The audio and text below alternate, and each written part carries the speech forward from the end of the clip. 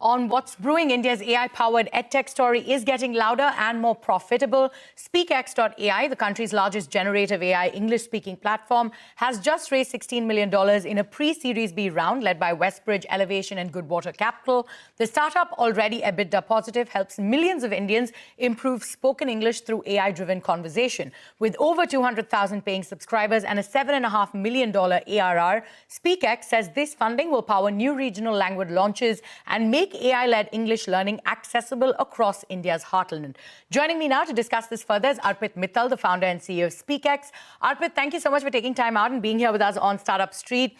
You know, before we get to this fundraise, right, if you could sort of talk to us about what SpeakX does and, take us through your key offerings. Sure. Hi, thank you for having me on the show. What we do at SpeakX, we help people improve their English communication skills. So as we know, a large part of India can actually operate in English, right? Even when we go to tier 2 towns and tier 3 towns, we see all these billboards written in English. It means that people can fundamentally read and comprehend English to some level. Now, the challenge was that they don't have enough confidence to speak properly, right? They have a fear that others will make fun of them. What if they make mistakes? So they generally avoid speaking in English. So what we do is we help them overcome this judgmental pressure from their peers and help them improve their English communication skills. Congratulations on the fundraise, right? $16 million in a pre-Series B round. It's quite a strong vote of confidence for, your model. So what will be your top 3 priorities for this capital, especially when you're, how you plan to sort of disburse the funds? Sure. I think primarily we are going to use the fund to build a stronger product. So learning anything is a multi-year process, right? It takes time for people to really master a skill. So what we are doing is we are creating stronger modes within the product, gamify the product, improve the AI experience, improve the latency, try and help our learners achieve their goals. Because how we look at it is we are a very strong impact product. So we help people transform their lives. So idea is that if we can utilize this capital wisely to improve the product experience, that is going to give us help us achieve our long-term goals. Sure. And you've already achieved profitability, right? And you have a $7.5 million ARR currently. What's sort of driving this efficiency and sustainable growth at this point?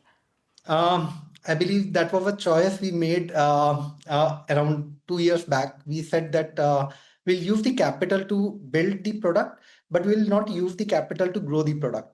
So when we actually grew, we kept in mind that we need to be very cost efficient, and we did it from the very beginning, because to serve for the Indian market, that's what you require. Like, you cannot ask dollar value from the Indian customers, right? It need to be in INR.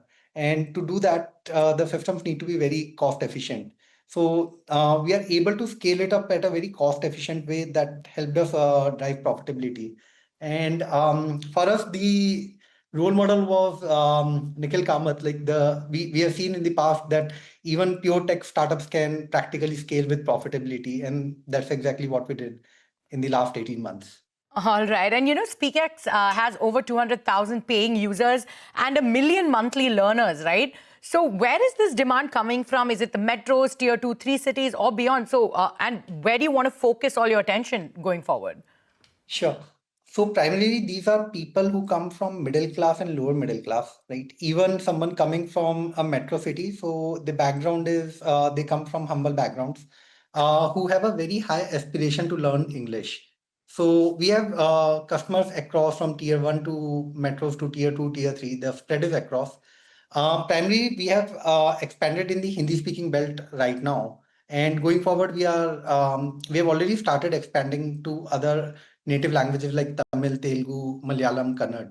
So that's where the next 1 year is going to be for us to focus on.